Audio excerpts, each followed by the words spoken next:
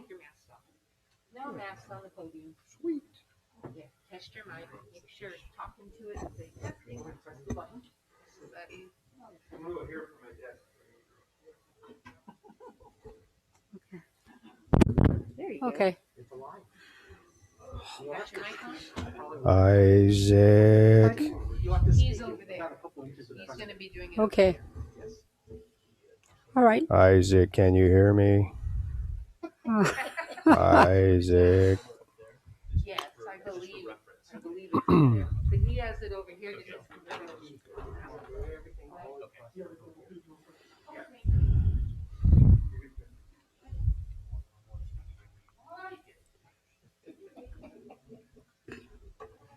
So. Very good. Very good. Camera. Right.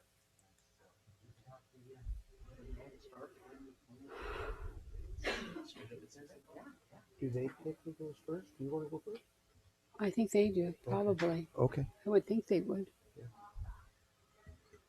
Well, typically, I'd say ladies first, but sometimes it's Yeah. more calming if you go second, you know.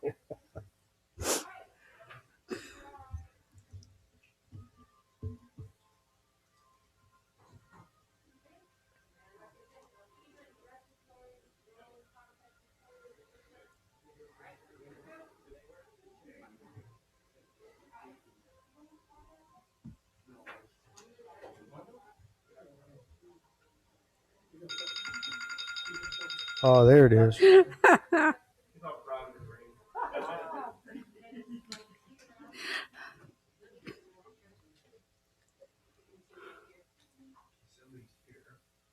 over here. I'll get a chair. The chair's over here. Bring what you have for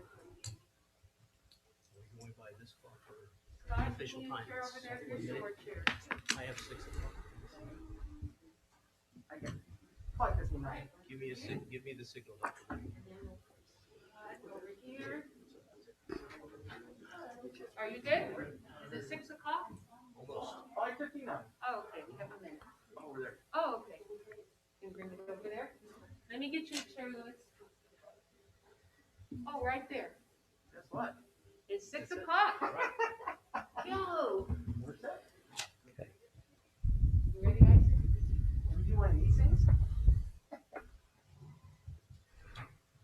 All right. Good evening, everybody. Can you hear me okay out there? Audio is on. My name is Louis Quintana. I'm the pastor at New Hope Family Church here in Selma, for those of you that don't know me. I'm also an alumni of Leadership Selma. I've been asked to moderate this event here tonight. I'd like to say thank you to the city of Selma for allowing us to use the city council chamber here, and also to the committee that has been hard at work over the last few weeks putting this together. Just a little bit about what's going on tonight. The Selma Aware is a nonpartisan effort of Leadership Selma alumni that brings government and legislative information to the Selma community. The objective of this forum is to give voters an opportunity to hear the views of our candidates for public office and measures that will be on the 2020 ballot. Tonight, each of the candidates will be asked questions on major issues facing the city of Selma. And this year, the committee decided not to provide the questions to the candidates in advance, as there were concerns in the community that the questions could be answered by people other than the candidates. Before we proceed, what I'd like to do, as a pastor, I'd like to offer a prayer for us tonight, and then also followed by the Pledge of Allegiance. So will you stand with me if you don't mind? Heavenly Father, we just are grateful for this opportunity. Thank you for the time that we could gather as citizens. We just ask for peace, for harmony, for unity to be with us on our minds and in our hearts. We just ask that your presence would grace us as we gather here this evening. Thank you for your protection, Lord, for each one of us as we physical distance. Thank you for watching over us tonight. In Jesus' name I pray, amen. Let's turn towards the flag and ready, salute. I pledge allegiance to the flag of the United States of America and to the republic for which it stands, one nation, under God, indivisible, with liberty and justice for all. You may be seated. Thank you.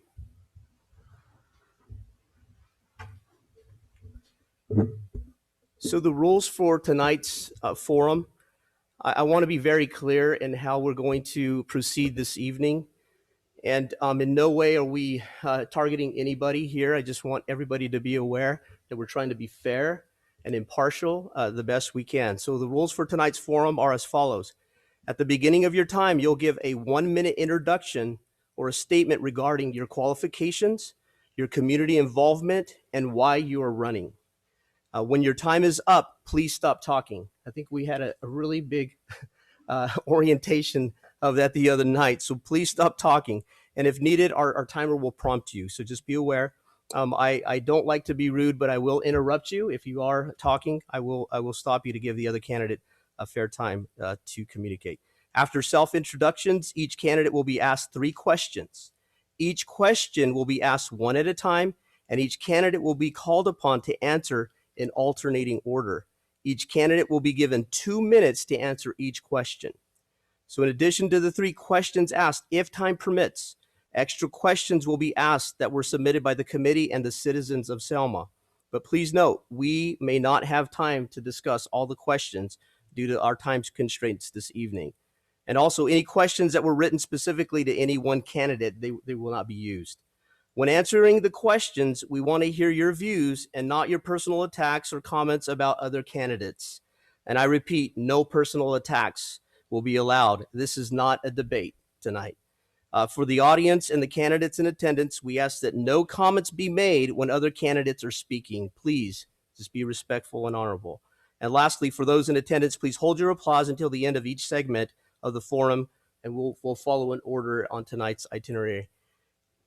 So let's get started, and we're going to go in alternating order here, and we'll start with this is Lorraine Avalos and Joel Fedor, that are 2 candidates tonight for the healthcare district. This is District 2 tonight, and we'll follow this segment with District 4.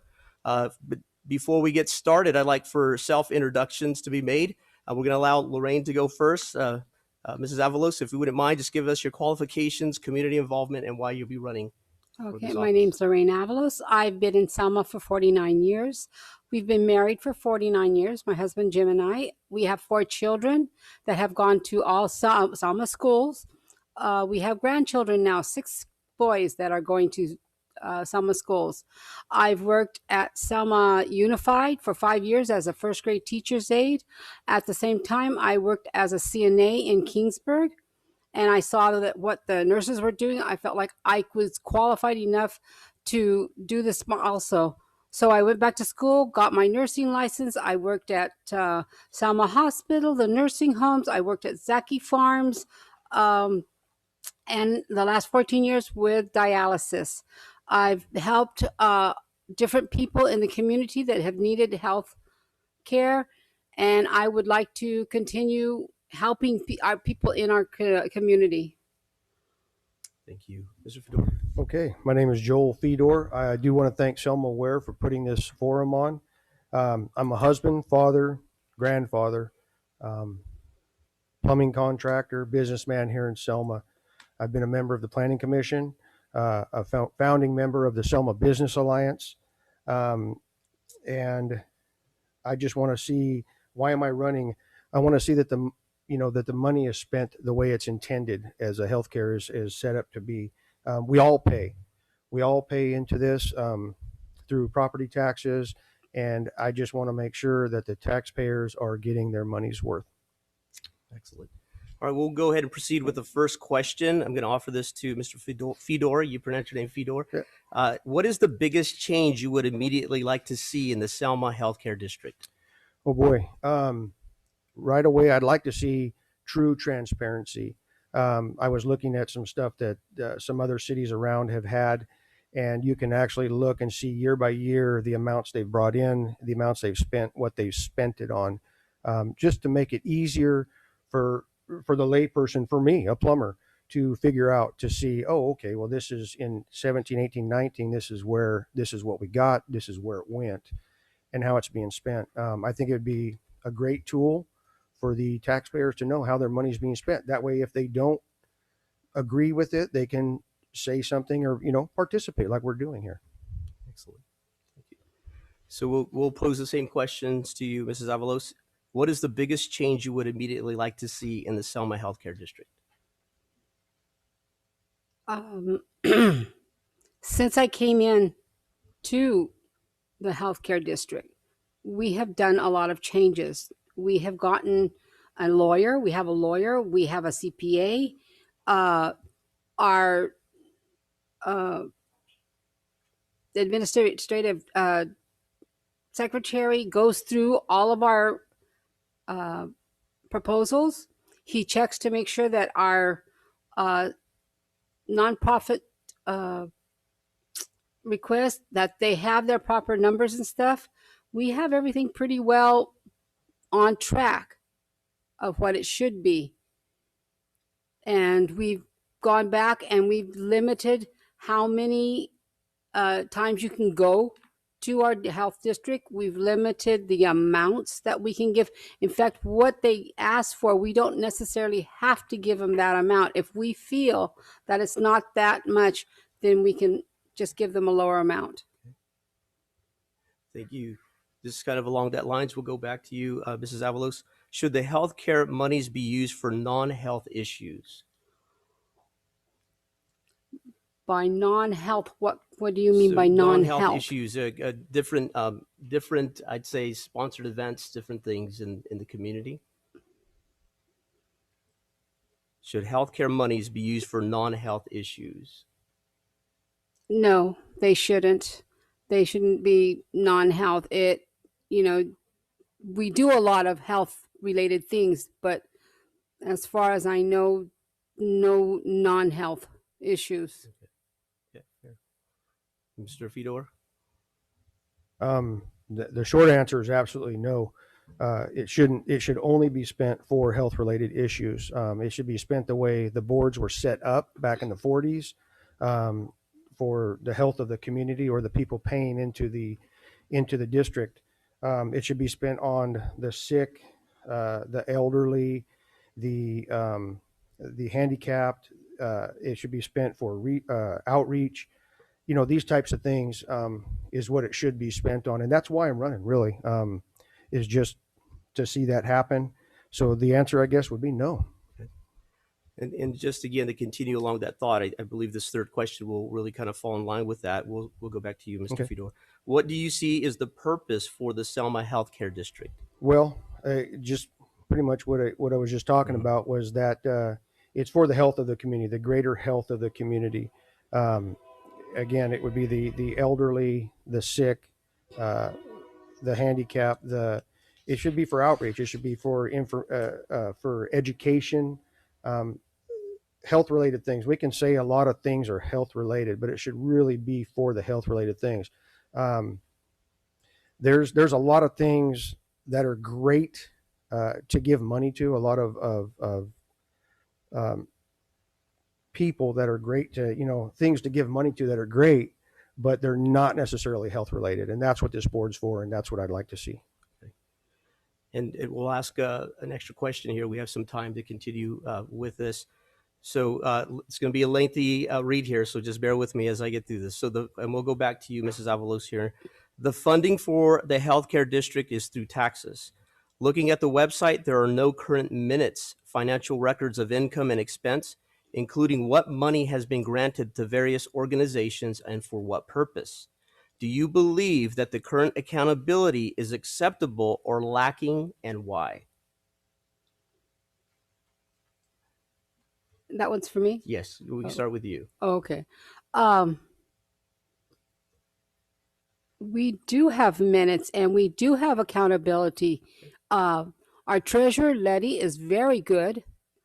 And everything's there out in the open of where everything goes. She always puts out how much is gotten, how much goes out, and it's taken out. It's not just, how do I want to say, it's subtracted. And then we also have a reserve. So that is not put into our amount. That's always off to the side. Okay. So we don't use that. That's our reserve money. Okay. But everything goes in line. It's all accounted for. When we have our meetings, the minutes are there. Treasurer's report is there. So everything's, out in the open. Okay. Same question there. Could So, you ask that question? do you believe the current accountability is acceptable or lacking, and why?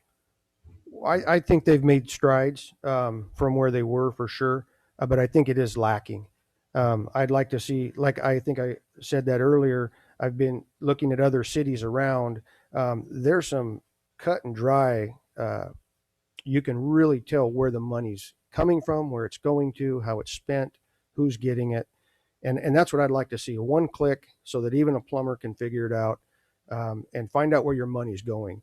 Because the bottom line is we all pay into it. So this is funded from property taxes. And if you own property, yeah, you're paying them. But if you don't own property, you're still paying into that. If you rent, your landlord is taking, he's not paying that out of his pocket. He's accounting for that in your rent. So everybody's paying into this. So I would love to see more accountability. And if we're doing great, hey, we're doing great. Once we can get to it, but we need to be able to get to it. Otherwise, we can't tell how they're doing. You can put that down. We're good. Good. All right. Thanks.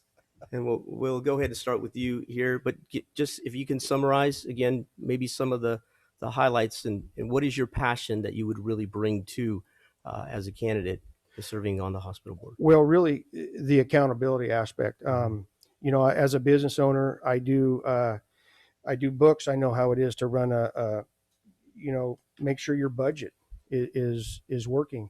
How are we spending it? I'm accountable to my customers. I need that. That's what we are as a board. You work for the people. It's not the other way around. So you're accountable to them, saying, "Hey, okay, look, I have taken your money, and this is how we're spending it.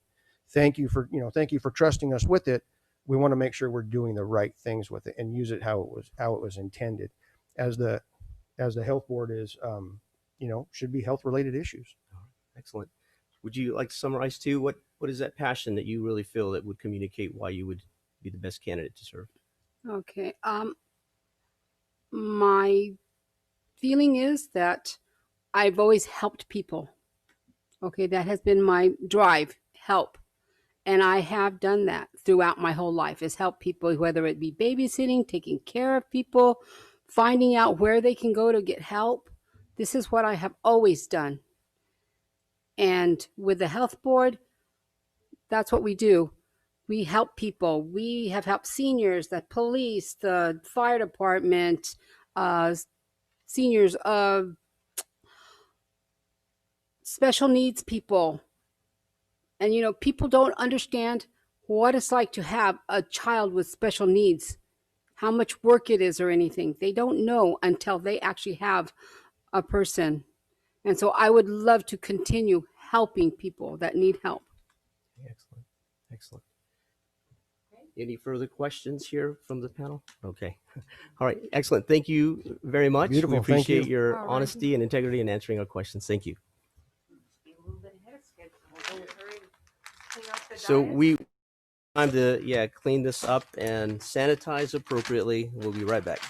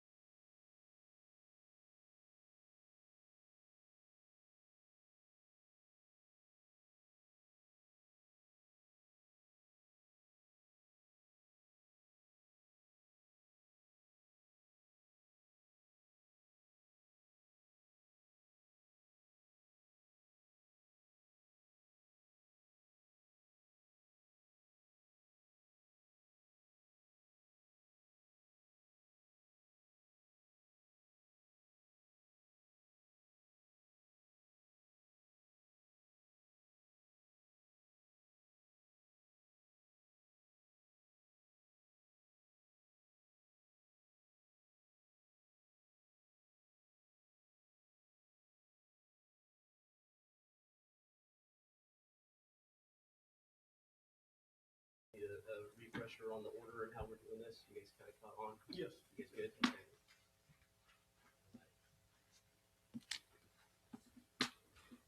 All right, for District 4, for our healthcare district, we're going to start with introductions. We'll begin with candidate Guerra, and then we'll move over to Mr. Srimian, and we'll allow a 1-minute introduction, your qualifications, community involvement, and why are you running?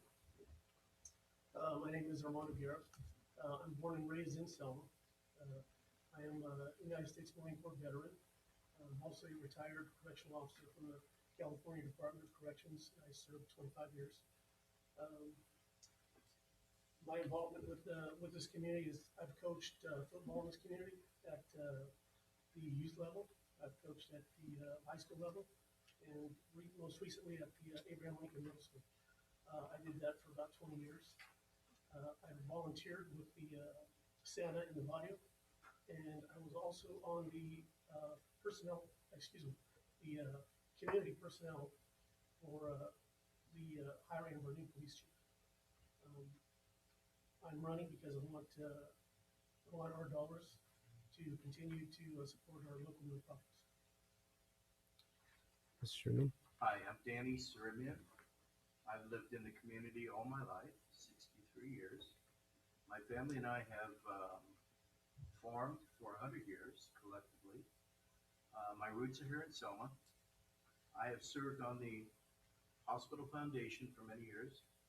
I've been a commissioner on the Planning Commission, and I currently serve on the Personnel Commission. I would be honored to be a part of the health board team. Excuse me, I've got somebody texting me. Can you can't turn on the mic on? You have your mic on? Is it green? Is it green, Yeah, it's Armando? green. It's green. Just bring it closer. You got My mic wasn't on, but I think you were able to hear me. Let, so let's do this again. We'll begin with you. I just got the same text, by the way. Oh, So, okay. but All right. we'll go ahead. So I apologize. We'll do- When you said green light, I looked, mine wasn't on Yeah. either. Well- It sounds like a tunnel yeah. Yeah, in because Yeah, here. you got your because plexiglass of the- here. Of the glass, so you think you're projecting your voice. yeah. For everybody here, you know, we are live on YouTube on the City of Selma's YouTube channel, and so I have some people texting me that we can't hear you as well. Thank you, Councilman. Yes.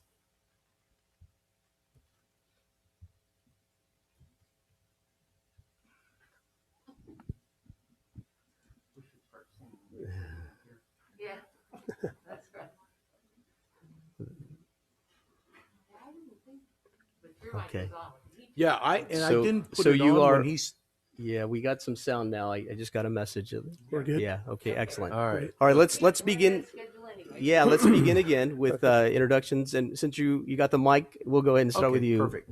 Hi, I'm Danny Srimian, and I've lived in Selma my whole life, 63 years. My family collectively, we've farmed in this community for 100 years. My roots are here in Selma. I love our city. I have served on the Hospital Foundation. I have also been a commissioner on the Planning Commission for many years, and currently I serve as a Personnel Commissioner. I would be honored to be a part of the Health Board, and in doing so, I would contribute to the betterment of our Health Board in our city.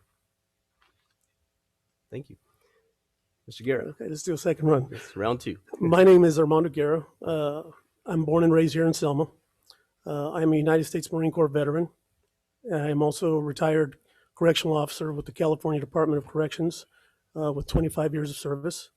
My community involvement involves coaching football here in Selma. I have coached at the youth level, the high school, and most recently with the Abraham Lincoln Middle School. I've also volunteered for Santa in the Barrio, and I was also on the community personnel panel for the hiring of our new police chief. And the reason I am running is to support our local nonprofits with the awesome job that they do here in Selma. Excellent.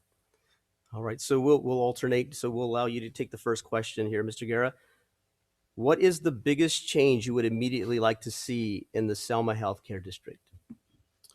I can't really say that I would like to see any major change. I think that the health board, the health district is doing an awesome job.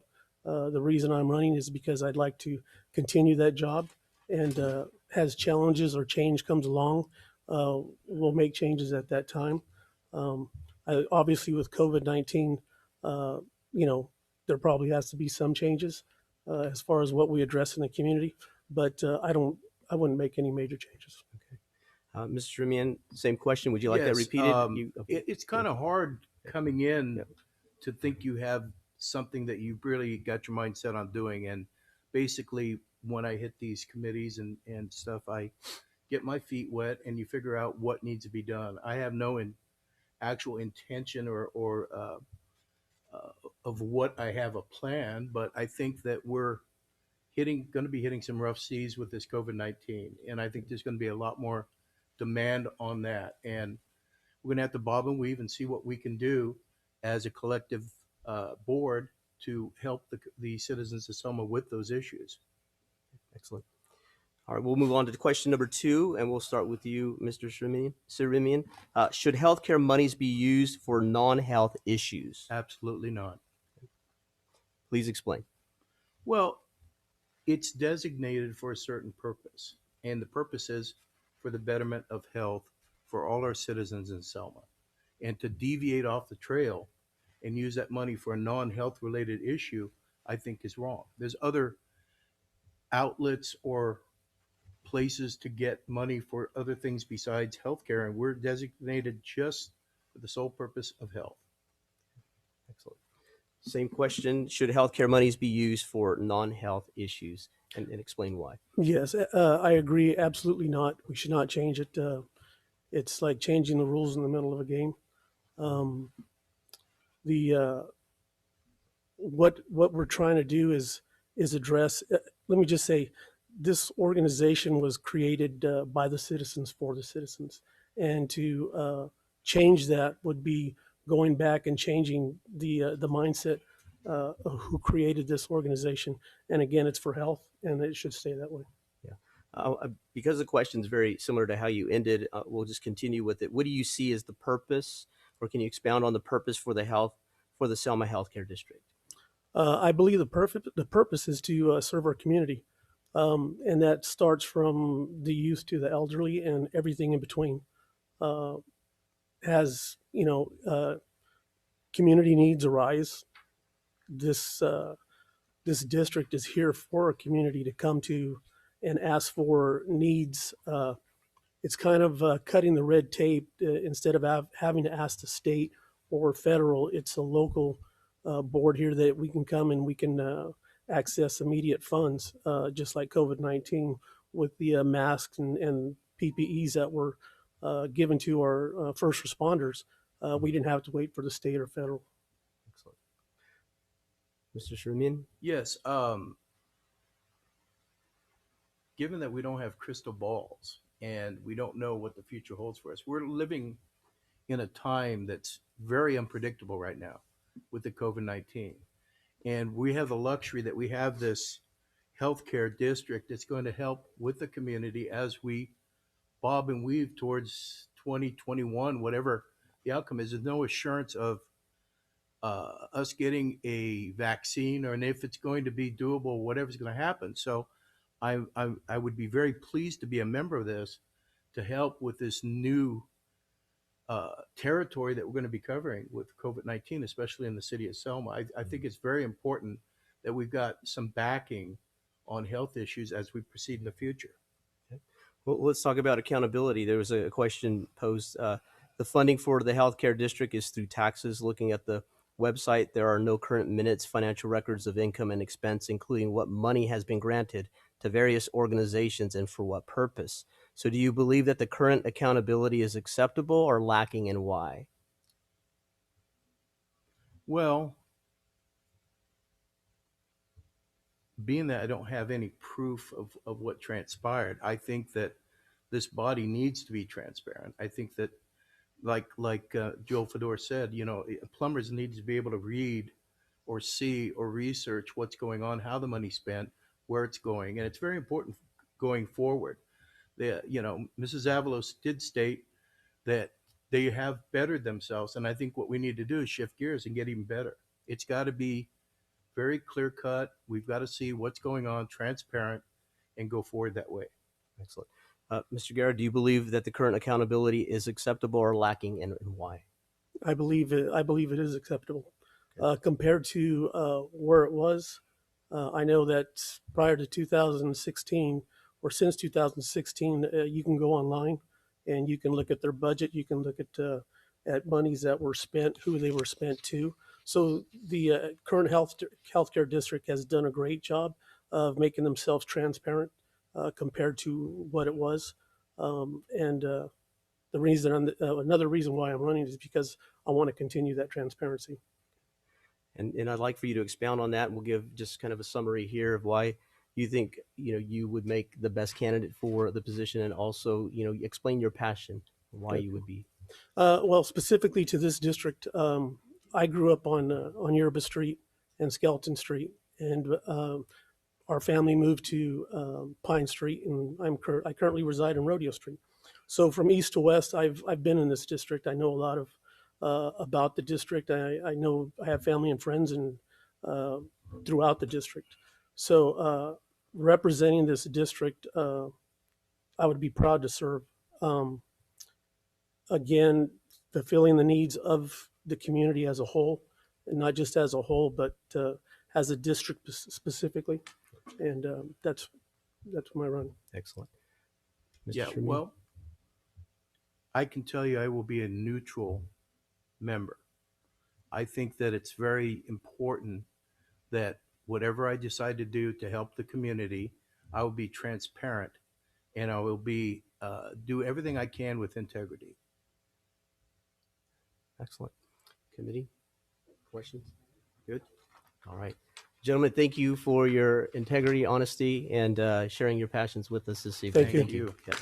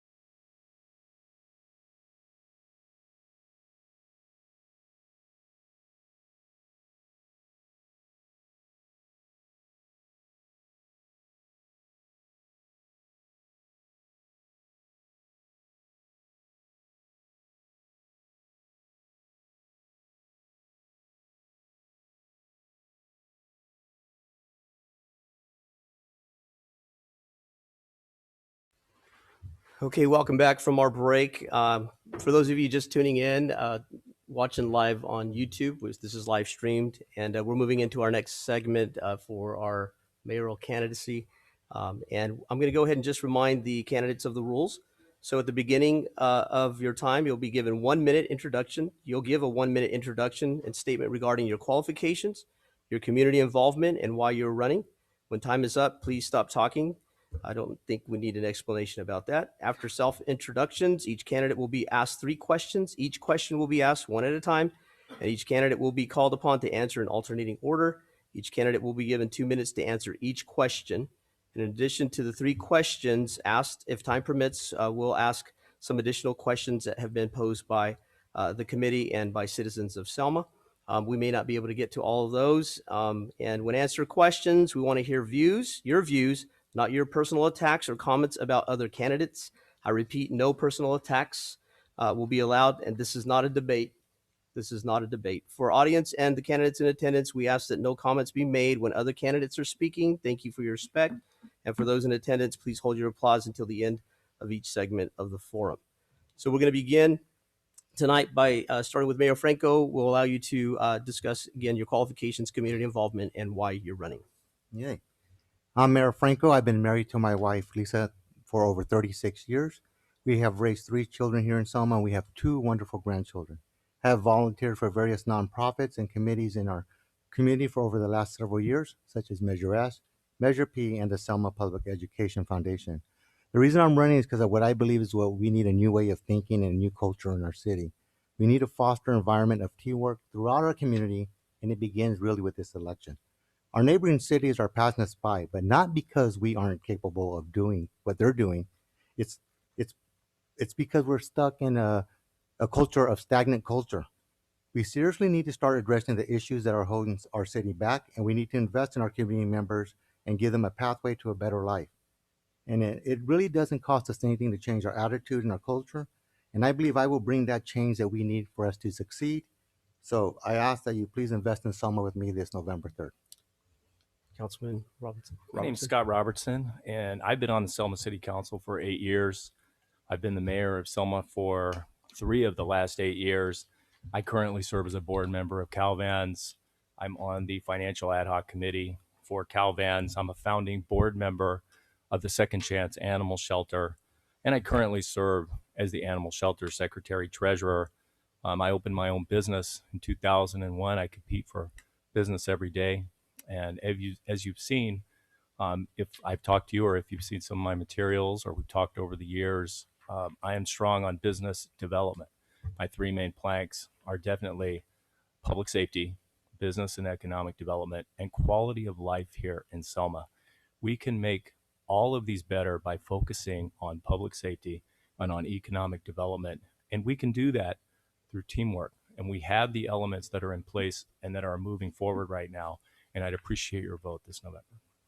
Thank you, gentlemen. So we'll start with the first question. We'll start with you, Councilman Robertson. What is the biggest change you would immediately like to see in Selma as Selma's first elected mayor? So what I'd like to see in Selma, I think at this point, is we would go back to a really hard problem that the Selma is facing right now, and that is homelessness.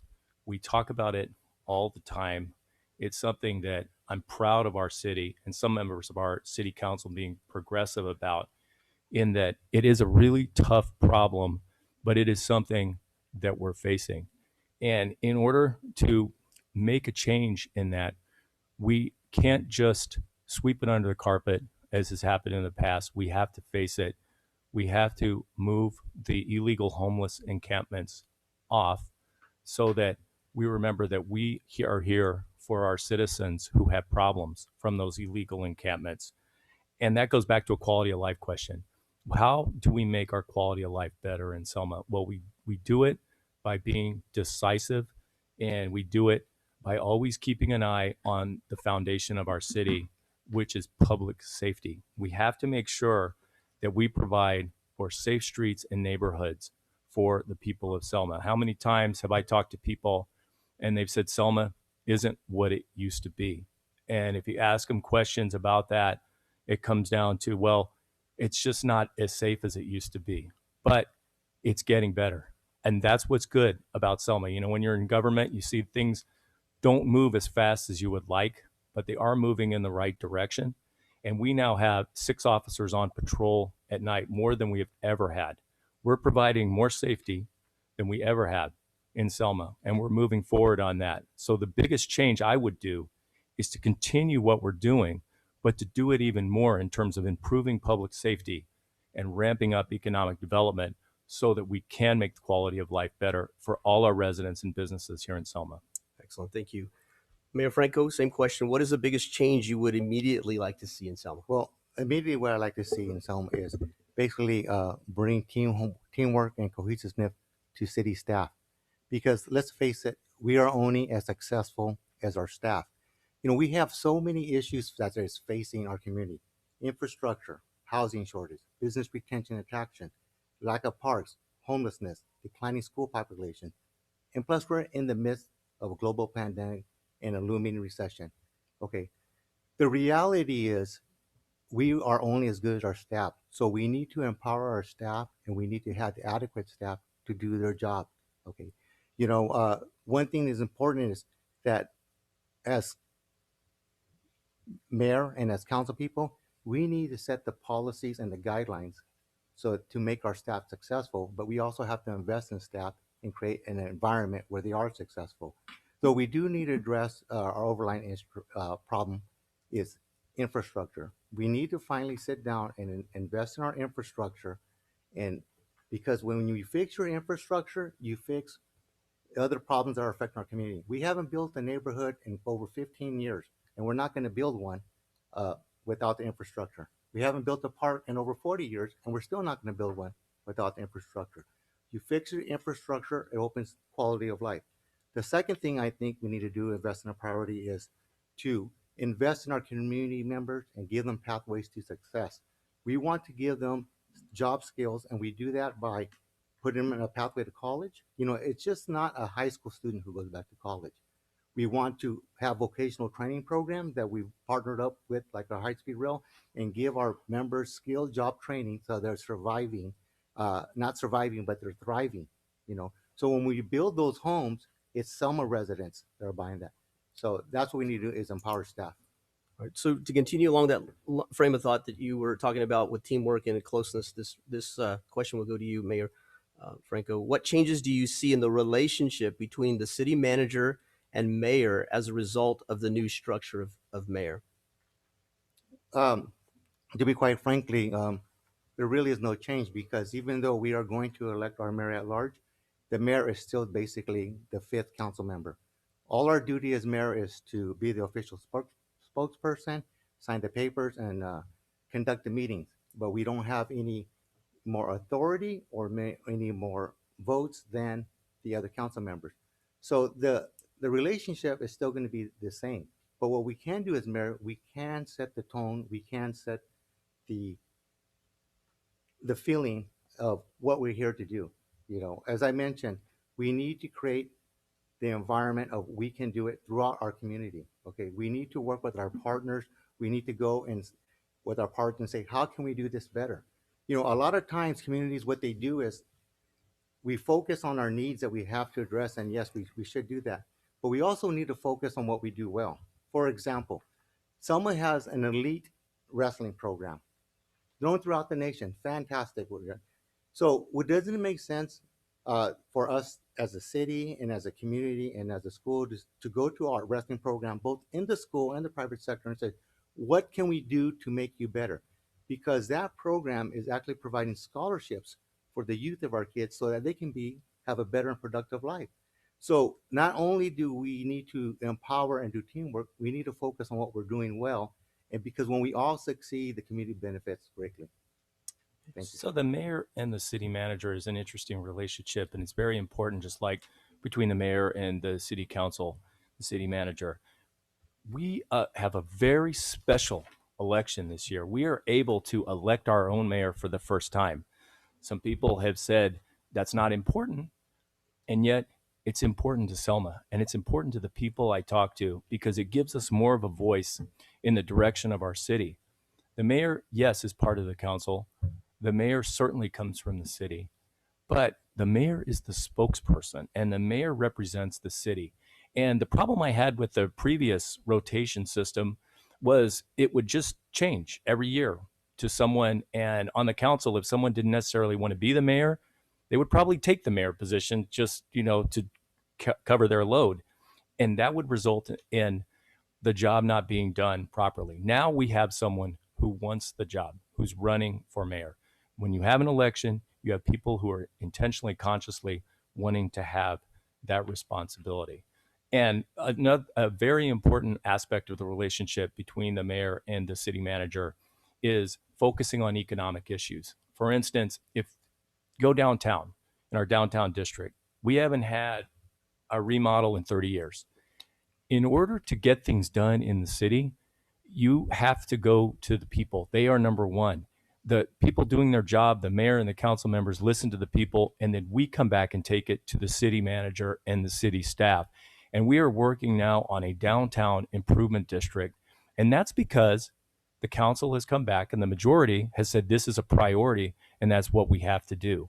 So it's very important to work together, but also for the council to follow through and the mayor to follow through on what happens. Again, quality of life feeds into electing our own mayor because it gives us more spirit and more independence. Excellent, gentlemen. Thank you for that. We're going to move on to question number 3. We'll start with you, Councilman Robertson. What do you think the relationship between the mayor and the city council should be? Now, you both kind of alluded to the dynamics with the city manager, but please, with the dynamics going on now, and how do you see that moving forward with the city council? So the mayor and the city council, just to build on what I was talking about, if we use the example of the downtown improvement district, which is coming, that formed as citizens coming to council members and people working down there and saying, how can we make this place look better? It's what makes Selma Selma. And so it really is a collaborative effort among the council members and the mayor to work to get what the citizens want out of their city and how we can move forward. That also includes not just short-term goals, but long-term goals, including the general plan. Another area really important for our city growing forward is the Northwest Corridor, where we have a hotel that's moving in. We have a commercial development that was really moved forward by a park. The park that the city is going to build, the first one in 40 years at Rockwell Pond. Right now, we have a ponding basin, but the kids can't play soccer there during the winter when it's rainy. It's a lake, so we need more land. That is also something that the council has worked together with the rotational mayor right now, and will be the elected mayor hopefully in the next year, to move that project forward, because it's always a process of listening first to the people and serving the people first and getting what the people are looking for out of their city. And as I said before, as our city, you've heard some people say, it's not getting better. But if you look at some of what is happening in our city, there is a change happening. There are people saying now, wow, if we get the right people elected and we keep the right people in law enforcement and city management, we can make a difference. We can make the city better, and we're doing that. It's up to the city manager, the mayor, and the council to do that. Excellent. Thank you. Mayor Franco, what do you think the relationship between the mayor and the city council should be? Well, it's all about being a team and working together and making sure that we all understand our roles. As council, we need to understand that it's our job to set the policies and set the objectives for staff to go after. But we have to be focused and we have to be consistent on that to hold staff accountable. I mean, for instance, we got $4 million, yes, to build a park. But after 10 years of trying, right, 10 years of trying, we finally got a grant for $4 million, okay? Unfortunately, because we all we've done is talk about infrastructure and not really address it, we still are slacking millions of dollars to bring that park to life because there is no infrastructure to go to it. So it's about keeping focused, staff focused, and understanding that it's more than just talk. We need to have benchmark results, and it's up to us as a council, as a team, to work together for the betterment of our community. And if you get a council that works together, we can get this community moving. Okay, it's not just having a workshop. Oh, that's good, and then 6 months later, no change. We really have to work together as a team. And yes, it's okay to have diversity of thought, but the community comes first, and it's the mayor to make sure that we work as a team, and the council to do their part. But it's all about teamwork and keeping staff focused. Because as I said, we're only as successful as our staff. Excellent, thank you. We'll move on to an extra question that was posed here by the committee. With where we're at in this time of history with the COVID crisis and this pandemic, I'll allow you a couple minutes each to answer this question. With the COVID restrictions in place, how do you plan to listen to people and be on the lookout for the needs of the people of Selma? We'll go ahead and start with you, Mayor Franco, and then we'll go to Councilman Robertson. Well, how do we plan to listen to people? Again, in regards to the COVID restrictions in place, how do you plan to listen to the people and be on the lookout for the needs of the people of Selma? Right. Well, there's as we open up into our next phases, right? Even though we are practicing social distancing, what we're actually practicing is physical distancing. So there is still opportunity to go out there and talk to the people. There's still opportunity to go and visit people as forums. Churches are opening up. There's still opportunity to visit people there. As I mentioned, COVID made everybody an expert at technology. So we take advantage of working with Zoom. Many of us have had many of Zoom meetings, and as well as we all used to our phones. But reaching out to the people is really about the same thing. We use the precautions to be safe, but we still go out there and we engage the people and we listen to their needs. And then we bring that back to the council and formalize those thoughts into goals. So it's caution, but just the same way you've done it before, just like we're talking right now. Yep, excellent. We open up. We need to keep opening up.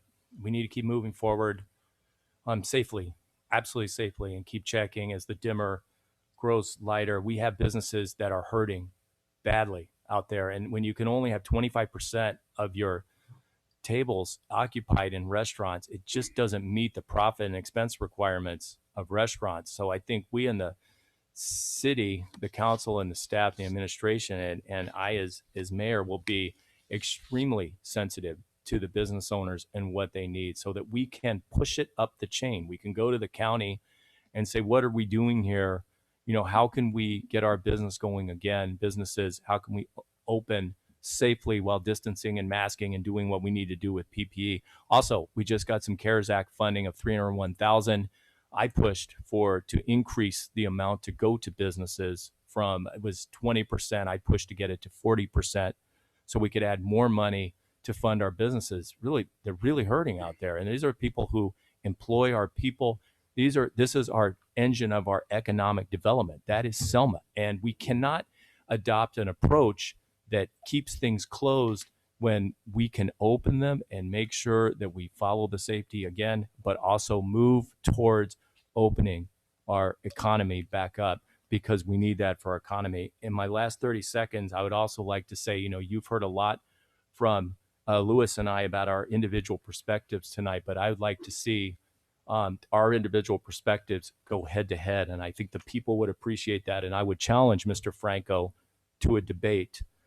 It doesn't have to be anything fancy. We could get together at Lincoln Park, get some lawn chairs out, but I'd really like to do that. Thank you for the answers that you both provided. And speaking of safety in and around, we're talking about the pandemic. We'll go back to you, Councilman Robertson, about you talked about the homeless issue. Mm-hmm. There's talk in the nation about defunding the police. If that hit home here in Selma, what would be your approach as a leader to help lead our community? As I've said, public safety is the absolute foundation of our city. When people move here, they ask, how's the crime and how are the schools? Schools up to the school district. Crime is up to the city. We fund the police. And we fund over 75% to our public safety. And when I first got on, we had a serious morale problem. We had a retention issue. We had problems in our public safety. But I pushed, along with certain members of the council, to get them a raise. And the morale has improved. According to the police chief's recent report, the morale has improved, the retention has improved, and that has increased public safety, which is very important. to our city. We can't go anywhere without that, and we need to keep emphasizing that for the future. Mayor Franco, what leadership would you bring in regards to? Well, I can honestly say that nobody has done more for public safety in Selma that sits on the current dais than I have. I have was one of the key forces and key grass movement to bring Measure S to fruition, uh, which has raised to date nearly over $18 million for our public safety. I was the co-chair of Measure P, which raised $4 million to build our police station. I also voted for building the police station. I also voted for the largest pay increase of the city. If anything, I've been criticized for funding the police too much. But there's one thing that I say is, if you're going to be an elected official and you live in the Central Valley, if you don't stand for public safety, good schools, and water, you shouldn't be running, because that's a no-brainer. Public safety is one of the vital foundations for our community, and that's why I have been a staunch supporter since I raised my family here, and that's why I will continue to be. So I don't think that the defunding police is really an option, because I think the problem that we have here is, how do we fund the police? How do we fund our public safety? It's not that we fund them too much, it's how do we do more for them? That's why I support building the new fire station to keep our property safe as well. Thank you. I want to, here's an extra question as well, and we'll go back to you, Mayor Franco, in regards to, as the newly elected mayor, if you were to win, how would you work with the school district, and any leadership that you would bring to? Well, it all boils down to culture and attitude, like I said earlier. Okay, we have to approach our community partners in an environment of how can we work together to do things better. There's one thing that I am truly, truly passionate about, is improving the lives of the residents here in Selma. Okay, I'm talking about giving the residents a pathway to success that lets their families thrive. And as I mentioned earlier, how do you do that? You do that in partnership with through academics, job training, and military. So I would work with the schools and the colleges to create a program that is easy for transition for our residents to go back to school. Because, like I said, not everybody who goes to high school, not everybody graduates high school goes to college. We have plenty of residents who do that afterwards. Job training program, that is life changing. I know that for a fact because I lived it. As a young person here, I got married very early, and both me and my wife had a family. We were struggling to get by, and these methods worked for us. She chose academics. I chose vocational training. She supported me as I went and got vocational training. Then afterwards, I supported her, and she went to college and got her degrees, which benefited their lives. We need to create those type of opportunities for the young men and women in our community, so that when we finally build homes here, that they're first in line to buy them, so that they can provide for their family and not survive. So I just want to get back to it. I'm not in favor of defunding the police at all. We don't have enough for the budget. And one of the dangers that we have to pay attention to as mayor, I would pay very close attention to, is not going over budget on projects. I would make sure that the budgets are on time, and I make sure that they're on the money that the citizens have approved, such as the police station going over budget by 3.15 million, which I voted against and did not support. My wife, Rosa Gallardo Robertson from Park Street, she started out picking in the fields, not going to school for the first couple of weeks. And, you know, her background could have led her to not get an education, but no way. She had a great family structure, and they built a HUD home over on Thompson, the whole family, and the whole family is an incredible success story. And I really take inspiration from that. And education was a springboard to that, but so was having safe neighborhoods. And that's why I think we have people that keep coming back saying, God, why isn't Selma like it used to be? We have to have that as a baseline, and we have to have those educational opportunities. One of the things I will do as mayor is I will call for a meeting of the city council with the Selma Healthcare District and with the Selma Unified School District Board. We need to talk. We need to get together. I don't know if anybody New last in, with all the deficit problems that the school district has had the last couple of years. I went to their last meeting, or one of their meetings in February, where they announced a bunch of layoffs. And I said, let's get together. We can talk about these things. And I'm excited about the school board too, having elections as well. Hopefully we can get together and we can talk about creative solutions to help our city.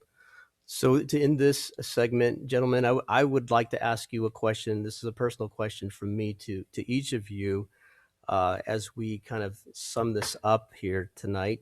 And there's the clock striking midnight. But Councilman Robertson, what would we find you doing around town that you enjoy? I'm going to give you about 30 seconds to tell us, what do you enjoy on your downtime? What would we see you doing as Well, I'll citizens tell of you, Selma?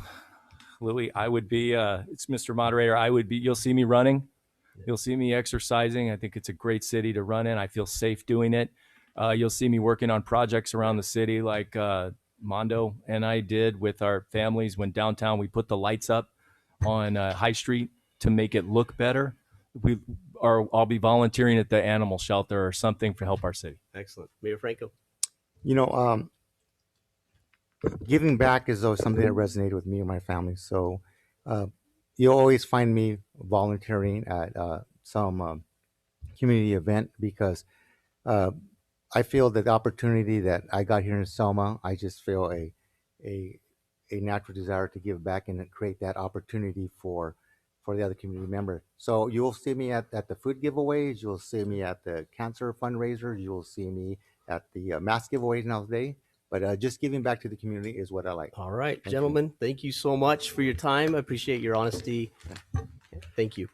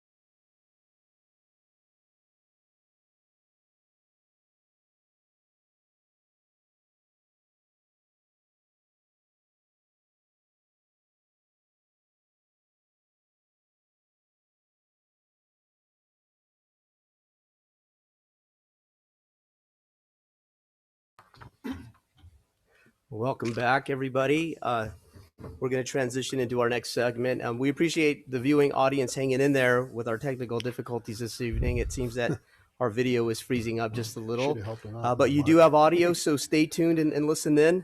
Again, we apologize for the technical difficulties. We're going to transition over into the Selma City Council. We're going to read the rules, gentlemen, and what do you say properly, Mrs. Ma'am? So the rules again for tonight: at the beginning of your time, you'll give a 1-minute introduction or statement regarding your qualifications, your community involvement, and why you're running. And when time is up, we're going to move on. Just you'll see the timer prompt you. After the self-introductions, each candidate will be asked 3 questions. Each question will be asked at one at a time, and each candidate will be called upon to answer in alternating order. Each candidate will be given 2 minutes to answer each question. We'll ask extra questions if time permits. And when you're answering the questions, we want to hear your views and not your personal attacks or comments about other candidates. This is not a debate. And again, we're going to honor that. The listening audience here in the room will hold their applause, or any comments will not be made during your answering. So we're going to go ahead and start with Councilman Avalos to give a brief summary of his qualifications and community involvement and why he's running. We'll move over to Mark Medina and to Blanca Navarro. So we'll start with you, Councilman Avalos. Okay, my name is Jim Avalos. I've been elected as city council since 2004, and I've been married 49 years with my wife down there, Lorraine Avalos. But I've been very passionate. I've been in organizations with the Knights of Columbus, the Boy Scouts of America, also the Latino Coalition of the Valley, and also the Water Coalition of the Latino operation in the Valley as well, part of the coalition. And also I've been also in the fair, the Fresno Fair. I'm in part of the Union Park Foundation in that museum of the Red Barn. You see at the fair for educational for the people in the Valley that work in our community, in our Valley. It's because it's very important. It's about education.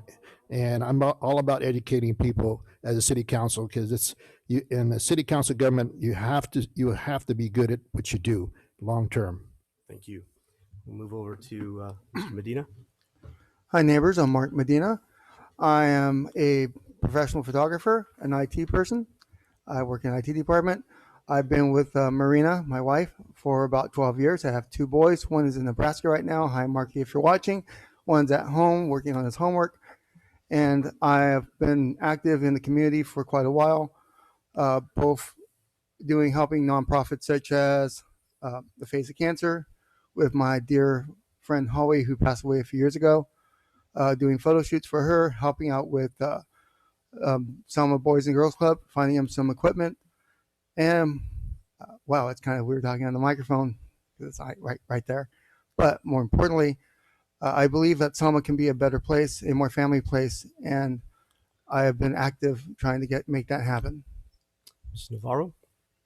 Hi, good evening, everyone. My name is Blanca Navarro, and I've lived in Selma for over 40 years. I've been married to my husband, Freddie, for 25 years. We have 3 children and 2 beautiful grandbabies. I'm a quality assurance analyst for the Fresno Housing Authority, where I've been for 21 years. I've had various positions, including property management throughout the county of Fresno.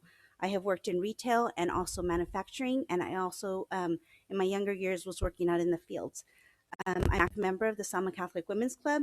I help coordinate the community service for the youth confirmation classes at St. Joseph's. I have an associate's in paralegal studies. I'm bilingual, fluent in Spanish. I decided to run for city council because I love Selma, and it's a small community with a potential for big city amenities, and it's just a place to raise your family. I want to be able to have the future generation. I want to be part of that change. I want to be part of that leadership, and Selma's my home. Thank you. Just in time. All right, we're going to move on to questions, and each one of you will have 2 minutes to answer the questions that will be posed to you. We'll start in the middle with Mr. Medina. What is the biggest change? We'll restart the time here in just a second. Yes. All right. Ready? All right. So what is the biggest change you would immediately like to see in Selma? 2 minutes. Biggest change I would like to see in Selma. Well, the first thing I would love to see in Selma is to see that the council in its entirety look for and listen to the community. Now, we have things that are going on currently, and without getting into anything, it seems like sometimes the council does cater to special interest, and we can't have that. In any way, shape, or form, it's never good to have that. You always want your council to listen and react. Now, again, council members are elected based on the idea that they will use their best judgment for your benefit, you being the community, which is also all of us. But at the same time, we're bound to have to listen to the community and follow along, especially if the elections had just happened and we're being asked to do something again. Now, that being said, other things I want to see with the community is I want to see more business growth. Our business growth has been stagnant. And although we're being offered opportunities to bring in certain types of businesses, it doesn't fit the friendly family atmosphere that we want. Selma is a community town. It believes in strong family ties. All these families here have been large families. My family on my mother's side is a large family here, the Moraleses. And they're related to the Reynas, and the Reynas are related to the Aguilera. It goes on and on and on. But the thing is this, in the end, we're all in this together. This is a family community. What we're looking at the crossroads. What do we want? Do we want something that's going to be like the Vegas of tomorrow in a state that doesn't allow Vegas? Or do we want something to be more of a family-friendly structure and have business and industry, which our entire city is built around the freeways? We have three major ones. We can bring in big business. We can bring in the Costco's. We can bring in the Amazons. We can bring in business that can bring us careers. And that's what I like to see is that push. I want to see that push for more. Thank you, Mr. Medina. We're going to move on to Mrs. Navarro. Mrs. Navarro, what is the biggest change you would immediately like to see in Selma? The best thing that I could say is teamwork. Like we really need to work as a team. We need to work together, to be able to pass the ideas of have those ideas come to fruition.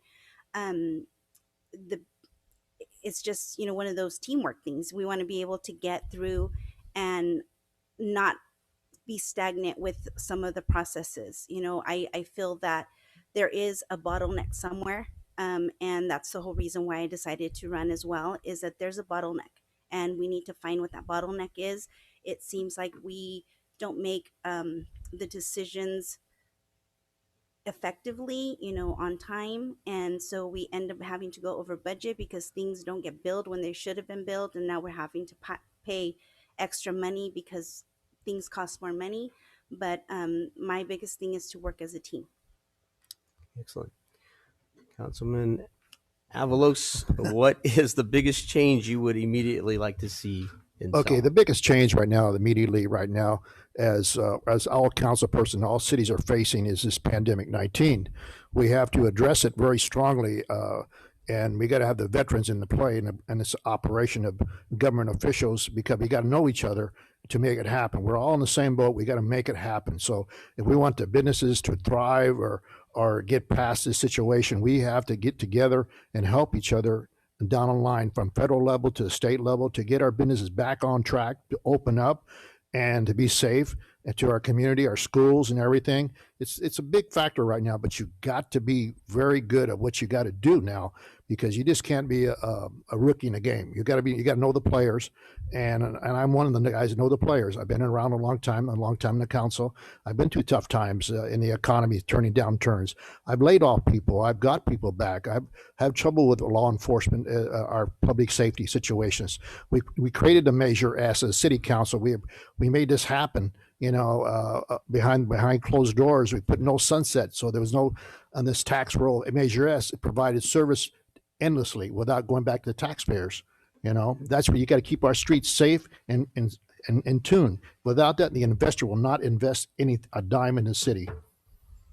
Thank you.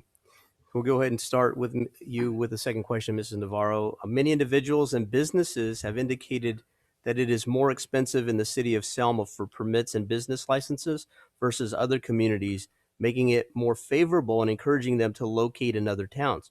What are your thoughts regarding this, and how would you address this issue? So I would look to see why does it cost more money here? You know, is our land more, does it cost more per acre? Does it, you know, what is the reason why we have those costs? Is there something that we could budget with, you know, to be able to meet halfways?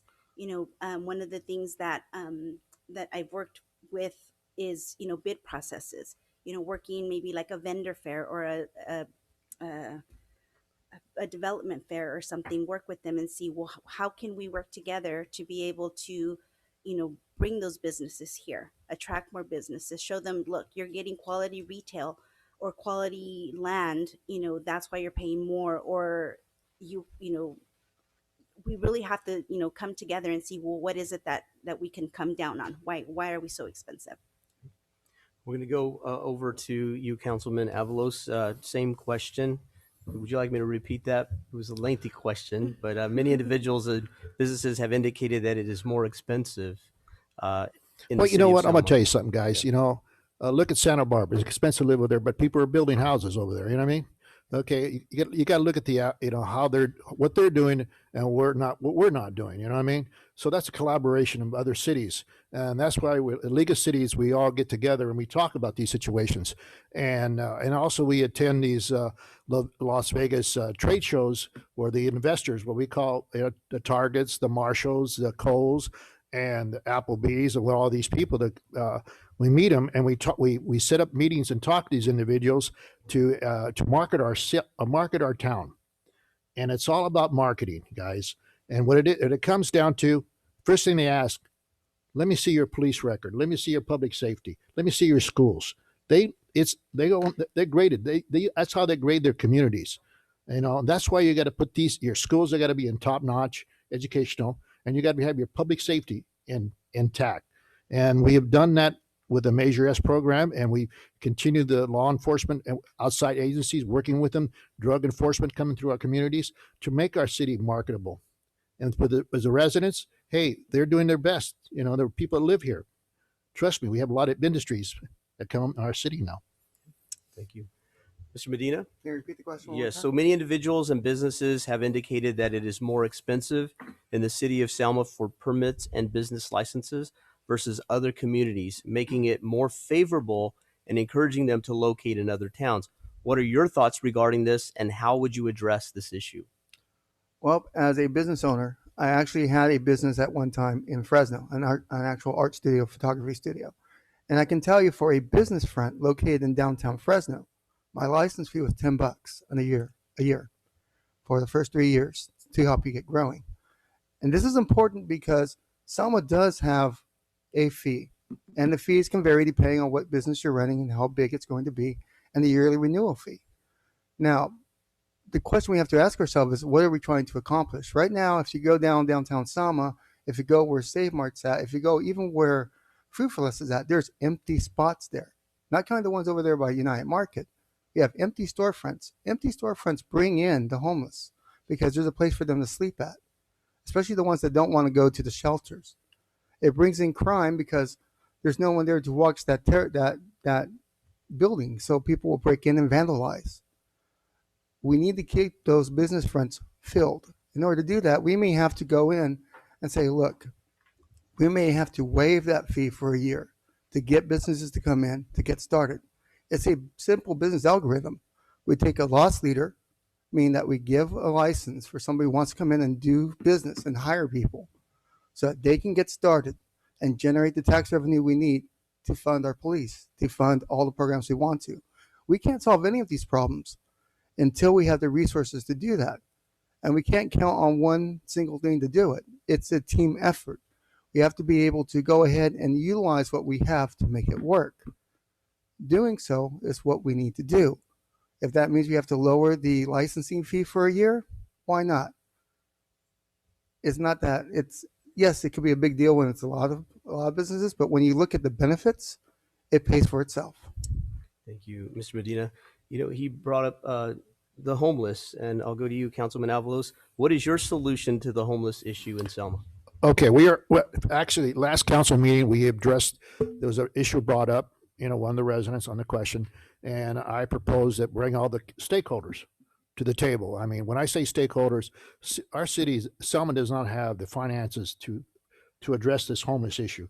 We have to look at the county and state and the federal level to assist these programs. So we have a meeting set up to address these issues with the homeless issue, and also, like he said earlier, they're in front of the say marks, and all, we are addressing those issues because we're putting no signs where no loitering or trespassing.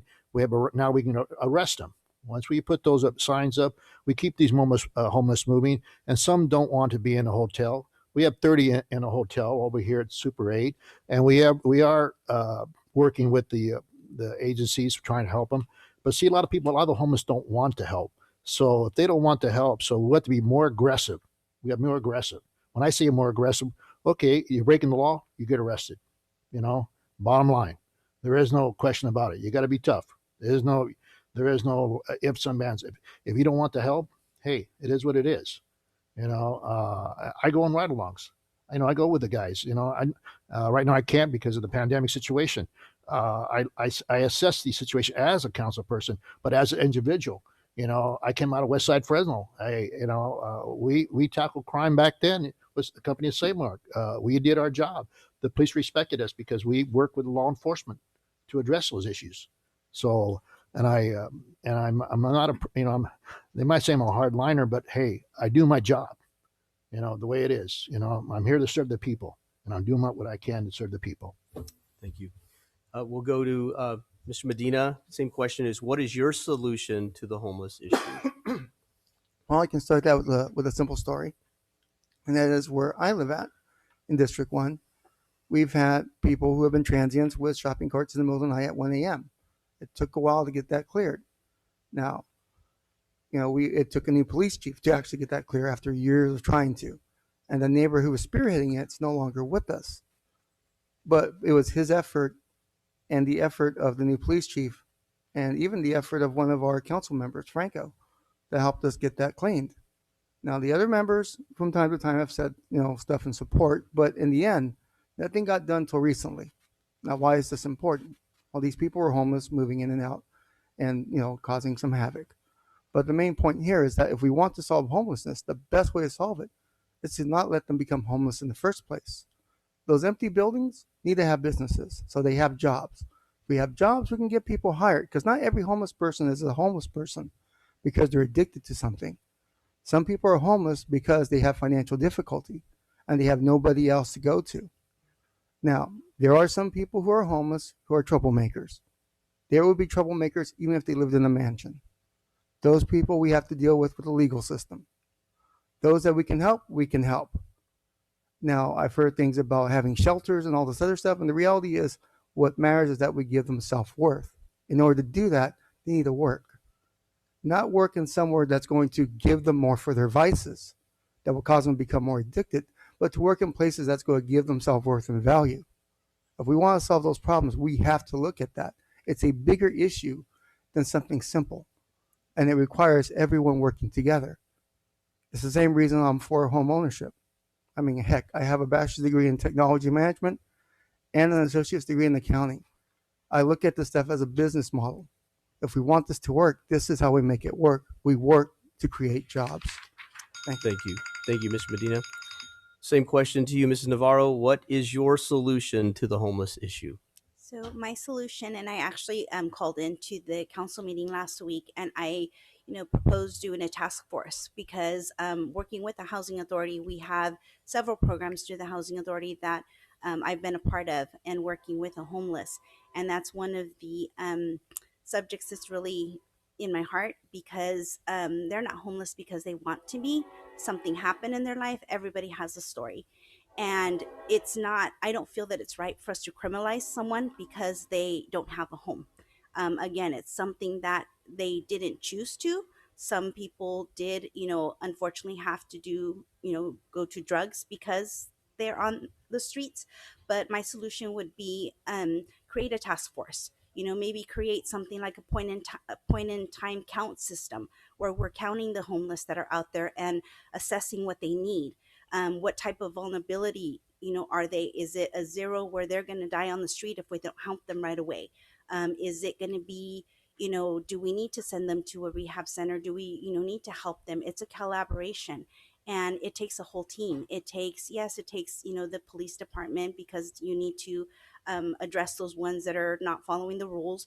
But it also takes a team to see where do they need to be, what do they need help in. It's we have 4 properties in Fresno where I work, and they're the permanent supportive housing, and that's because they need all the housing. They don't just need a house; they need other things as well. And so I would propose, creating a task force with the agencies that we have now, and possibly bringing other agencies into the picture. Excellent. One last question, as time just permits one extra question. What do you think the relationship between the new elected mayor will be with the city council? We'll go back to you, Mrs. Navarro. I think I I think it would be the same type of relationship that you have now, is because there's not any extra authority. It's still a mayor. The role is still the same, as you have now. Yes, we're able to elect a mayor this year, but I would think that it would still be a team effort, and to, all have the same goal and better the city, better our staff, give them the tools that they need, and so that we can, be the best support that we can be, and so that they can do their job. Okay. Mr. Medina. So repeat the question one more time. So what do you think the relationship between the mayor and the city council should be as we bring in a newly elected mayor? Well, as we bring in a newly elected mayor, there's going to be a change in dynamics. Now, essentially, they'll have the same vote, and it's going to be like the same as before, 5 votes. But there are 2 major differences if the city has to elect a mayor separate from the 4 districts. The first difference is going to be on the day-to-day process. You're going to have a city manager working with a mayor, and it's going to be the same mayor throughout a number of years, not just 1 year, whereas it can change right now the way it used to be, whereas round robin. This means that there's a better relationship being built, more accountability, and for the city manager, it's a lot nicer to know you have really one person to talk with and answer to than going back and forth. As we expand from that, the voting, when it's a large, community that's voting for one person, that's not just the weight of one district. It's the weight of multiple districts on that one person. So they have a lot more people to keep happy. And this is important because that person who will take that position has to be able to address the whole community, not just a particular district. Now, this is one of the things I have, looked at when I was weighing which way was better. For me, I always like the idea that people should elect a mayor. It shouldn't just be a round robin selection, because that mayor is the figurehead that's going to be talking. And it's nicer when the community have votes for that person than it is for that person to be selected and appointed. I've never liked appointed officials. I've always found it to be quite disconcerting and non-American, and against our very democratic process. We need to be able to have an accountability, and the only way we can have that is by voting for the person. So that's the dynamic change. Thank you. And we'll end with you, Councilman Avalos. What do you think the relationship between the newly elected mayor and city council? Okay, the mayor position will be he'll have one vote like anybody else, but the difference is basically the difference will be because the people wanted to choose their mayor. See, we took a survey out there as as your council government. You talk to people, and I'm the person that talks to people. They wanted to choose your mayor, but the mayor, because they like the president, they want to choose it, and I'm okay. Still doing the rotation, that's fine. It's process still the same, but the difference is being a mayor elected, he becomes now the figure of the city of Selma or any city. He now becomes a strong mayor because now the people are going to look at him. He's going to represent the entire city of Selma, even though he's going to represent District 1, District 2, District 3, District 4. But the difference is he becomes a strong person in the city itself because he's now working with closely with the city manager and all departments and everything.